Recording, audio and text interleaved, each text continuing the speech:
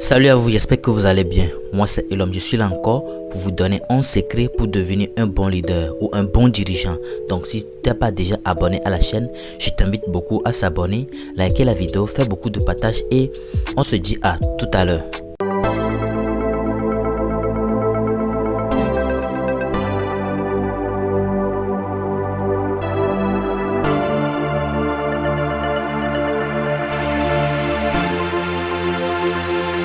Premièrement, il faut avoir le courage à toutes les épreuves.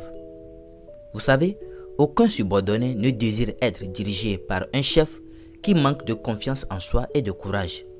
Et aucun subordonné intelligent n'accepte d'être dominé longtemps par un tel dirigeant. Arrivé à un moment, vous devez céder la place aux dirigés aussi. Donnez-leur leur chance d'être un peu utiles et être en retour eux aussi des dirigeants. De deux, il vous faut la maîtrise de soi. Un dirigeant qui n'est pas capable de se maîtriser ne peut réussir à maîtriser les autres. La maîtrise de soi est une force que le plus intelligent des subordonnés voudra retenir car il sait que dans peu de temps, il sera là-bas et qu'il aura besoin aussi sérieusement de cette maîtrise de soi-là. De trois, vous devez avoir un sens aigu de la justice.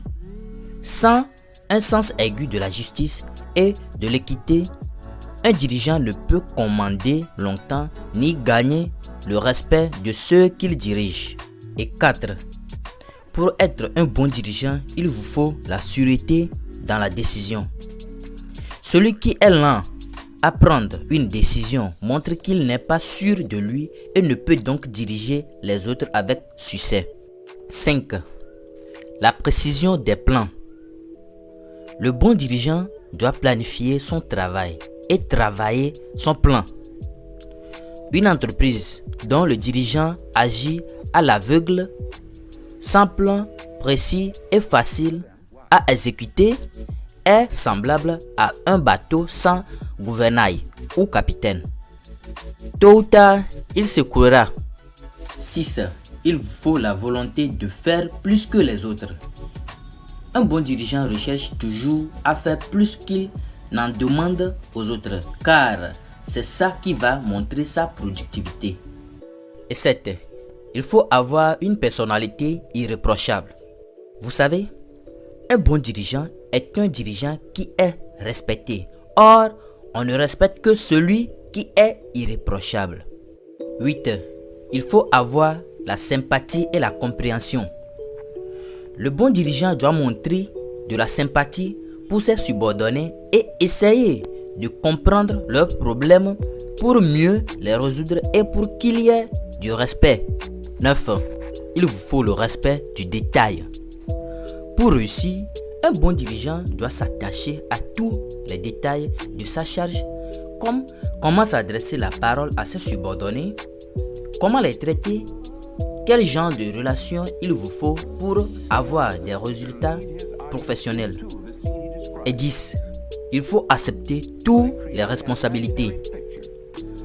Un dirigeant est responsable des erreurs et des fautes de ses subordonnés.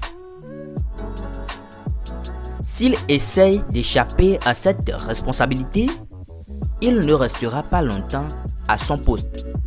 Face à une erreur ou à l'incompétence d'un subordonné, le patron doit se considérer personnellement comme responsable car c'est à vous de juger ou bien à vous de jouer tous les tours dans cette communauté. 11. Pour terminer, il vous faut la coopération. Un patron, pour réussir, doit être familier et appliquer le principe de l'effort en commun. Être capable d'obtenir de ses subordonnés qu'ils fassent de même, car la direction appelle le pouvoir et le pouvoir exige la coopération.